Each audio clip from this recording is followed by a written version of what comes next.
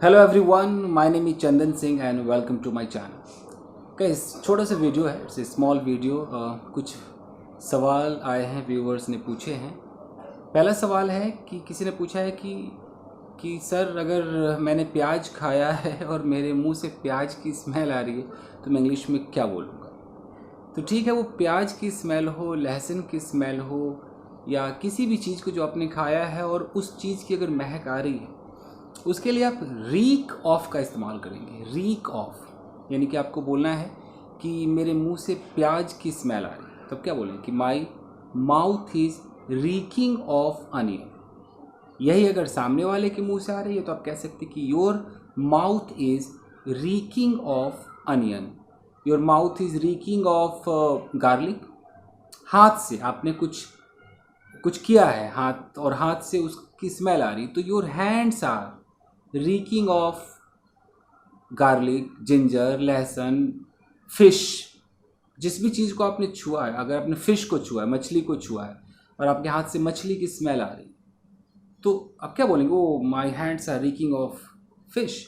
या फिश बनाया है और पूरे घर में से ही फिश की स्मेल आ रही है, तो कोई किसी ने एंट्री की आपके घर में, उसने बोला ओ माय गॉड, ओफ this room is reeking of fish, और reeking of mutton, chicken, reeking of potato, vegetable, जिस भी चीज़ की आप यूज़ कर सकते हैं। तो रीक ऑफ, तो इसको आप टेंस बदलते रहेंगे, it was reeking of and this.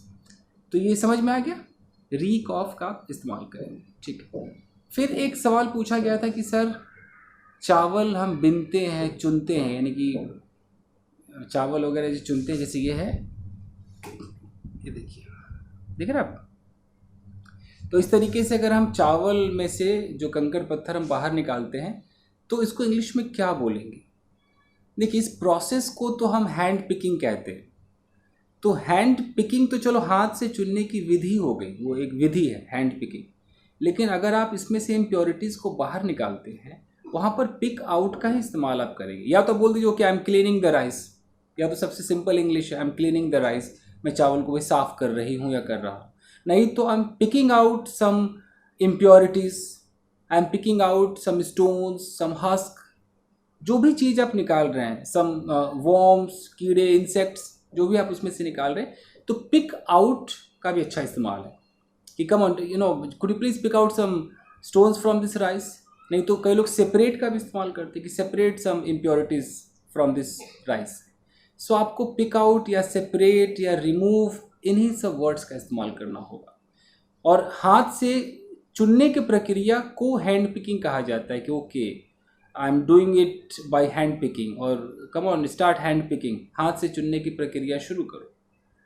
तो जो आप छाट कर बाहर निकाल रहे हैं उसको आप पिक आउट इस्तेमाल करेंगे ना, picking out some stones, I am picking out some impurities, some husk, इस तरीके से। तो समझ में आ गया कि आप चावल में से किसी में से ऐसे निकालते हैं, ऐसे ऐसे करते हैं ना, इस तरीके से जो निकालते हैं, ऐसे कर करके, ऐसे कर करके, ऐसे कर करके, तो ये हैंड पिकिंग है। हैंड पिकिंग, आई होप कि आपकी समझ में आ गया होगा। ओके। अब उन्होंने हर टेंस से बोला है कि मैंने चावल चुन लिया है, तो I have picked out the impurities from the rice, I have removed some impurities from the rice, या I have cleaned the rice, मैंने चावल को बिल्कुल क्लीन कर दिया, साफ कर दिया। Okay, the impurities have been picked out from the rice. ये कहना, ये ऐसा नहीं कहता है कि I am hand picking the rice, hand ऐसा कहा नहीं जाता, बस इस प्रोसेस को हैंड पिकिंग कहते हैं, क्योंकि हैंड पिकिंग से आप उस चीज़ को पिक आउट करते हैं, जो चीज़ आप हटाना चाहते हैं। तो इस बेटर है कि आप किसी को चावल दे रहे, बोले कि could you please pick out some impurities from the rice, ऐसे आप बोल सकते हैं, पिक आउट। नहीं तो remove some impurities, separate some impurities from the rice. फिर एक सवाल था कि ऐसे बटन, कि बटन खुला हुआ है, कि आपका बटन खुला हुआ है, इसको इंग्लिश में क्या बोलेंगे? मैं एक बार पहले भी बता चुका हूँ कि बटन अगर खुला है तो यानी कि अनबटन, हम कह सकते हैं योर कॉलर बटन इज अनबटन्ड, यानी कि अनबटन्ड है कि वो खुला हुआ है।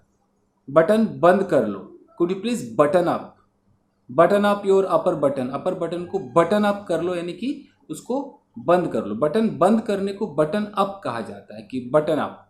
बटन खोल लेना है तो अनबटन, आप उसे अनबटन कर लीजिए। तो बटन अप, बटन बंद करना, अनबटन बटन खोल लेना।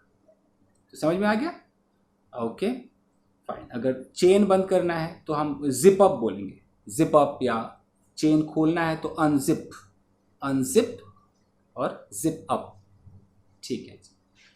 किसी ने सवाल पूछा था कि सर जब मैं रोमांटिक गाने सुनता हूँ तो मेरे रोंगटे खड़े हो जाते हैं, इसको इंग्लिश में क्या बोलेंगे?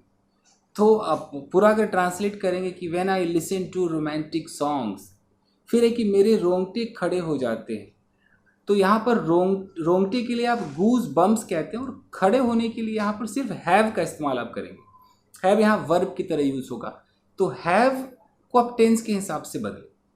जैसे मेरे रोंगटे खड़े हो जाते हैं तो ये प्रेजेंट इंडेफिनिट है, तो I have goose bumps whenever I listen to romantic songs, I have goose bumps. मेरे रोंगटे खड़े हो गए, I had goose bumps. You know yesterday I was watching a scary movie and I had goosebumps। मेरे रोंगटे खड़े हो गए तो I had goosebumps, इस तरीके से बोलेंगे। I was feeling cold due to which I had goosebumps।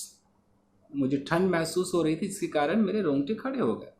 तो गूज बम्प्स, आप सर्दी हो, आप डरे हुए हो, या रोमांटिक गाने सुन रहे हो, या कोई ऐसे प्यार से आपको ऐसे सहला दे, ऐसे आपको छू दे, तो फिर आपके गूज बम्प्स आ जाते हैं। तो हैव का आप इस्तेमाल करते हैं। ठीक है जी, आई थिंक इतना ही था। तो ऐसे ही मैं सवाल जो भी होंगे व्यूवर्स के, उस पर एक एक छोटी छोटी वीडियोज़ में बनाता रहूँगा, ताकि किसी को भी ऐसा ना लगे कि मेरे सवाल को नहीं लिया है। सबके सवाल को लिया जाएगा और वीडियोज़ बनाए जाएंगे।